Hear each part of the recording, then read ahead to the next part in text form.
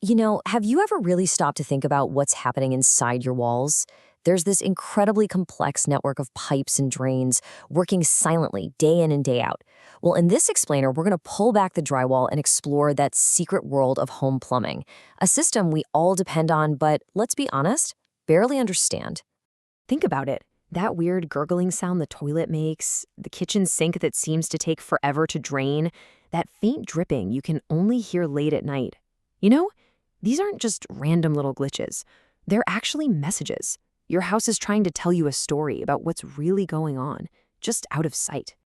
Here's a great way to look at it. Your home's plumbing is basically its circulatory system.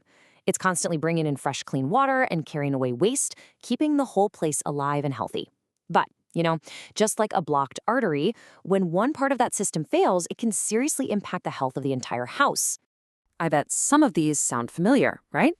Gurgling toilets, sinks that drain way too slow, strange smells coming from the drains, or that sudden jump in your water bill that makes no sense.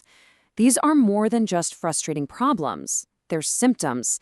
And as we're about to see, the real cause often isn't just one little broken part, but a much bigger story, a story about your home's unique environment.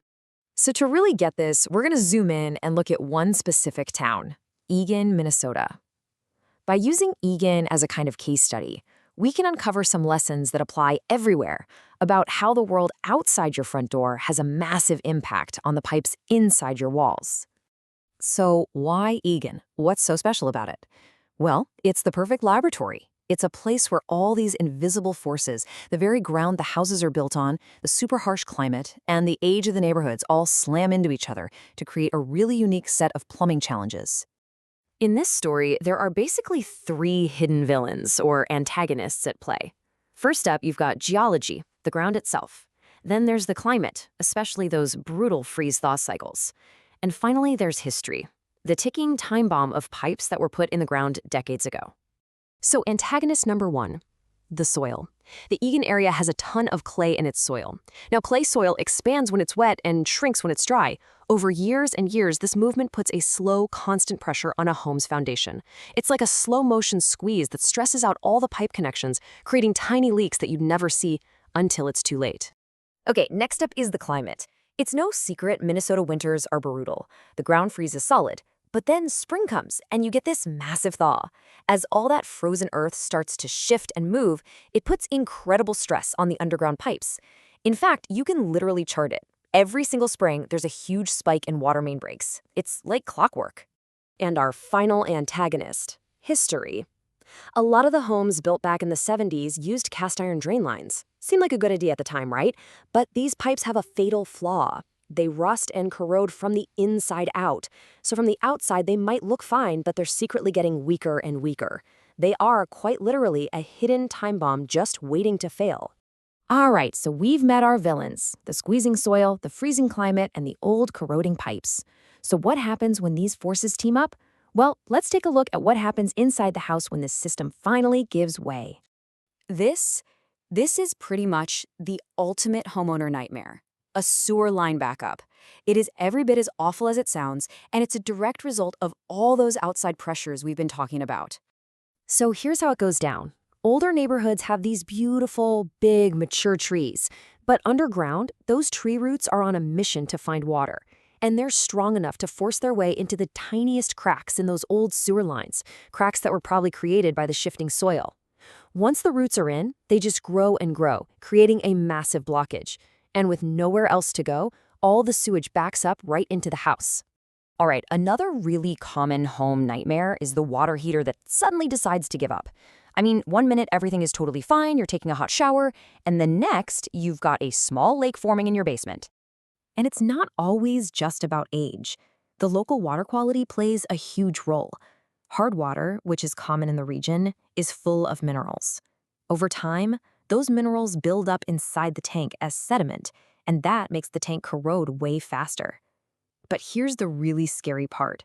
They often fail completely without any warning signs, usually somewhere between year 8 and year 12. Okay, so things can go sideways in some pretty scary ways. I get it. But when that happens, there is a very clear, very systematic process that professionals use to take that absolute chaos and bring it back under control. It's not just about patching a leak. It's about managing the whole emergency. It really just boils down to a simple three-step model. First, you call, you describe what's going on, and they send someone out based on how urgent it is. Step 2, the technician figures out the real root cause, walks you through your options, and gives you a firm upfront price. No surprises. And finally, they do the work, test it to make sure it's right, and follow up later. This whole process is designed to remove the panic and uncertainty from a really stressful situation. Okay, let's zoom back out. The story of Eagan taught us a ton about how the environment affects plumbing. But how can you take that knowledge and use it for your own home, no matter where you live? This is your homeowner playbook, because when you're dealing with plumbing, knowledge is absolutely power. Sooner or later, you're probably going to face this big decision. Do you just repair that one leak, or do you replace the whole section of pipe? The logic is actually pretty straightforward. A repair is perfect for a single isolated issue, especially in a newer system. It's a quick, cost-effective fix. But if you've got an older system and you're dealing with leak after leak, replacing it is almost always the smarter move. Yeah, it costs more upfront, but it's the long-term solution. The question that keeps every homeowner up at night. You get a quote for the main repair, but what about all the other stuff? What are those common hidden costs that can make the final bills so much higher? Let's pull back the curtain on the typical add-ons you really need to know about. Here are the things you should always ask about upfront. Are there permit fees? What about disposal fees for the old parts?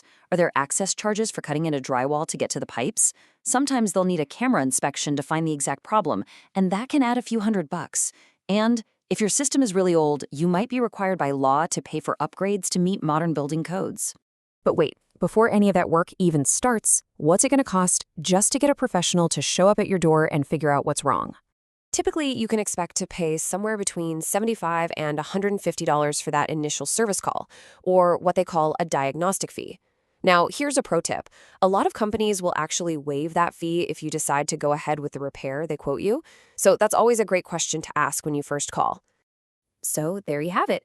We've gone from the shifting ground deep beneath the house all the way to the specific costs you might see on an invoice. It's a good reminder that our homes are constantly telling us a story, a hidden story, through all their gurgles, drips, and drains. And that just leaves one last question for you to think about. What secrets are hiding in your home's walls?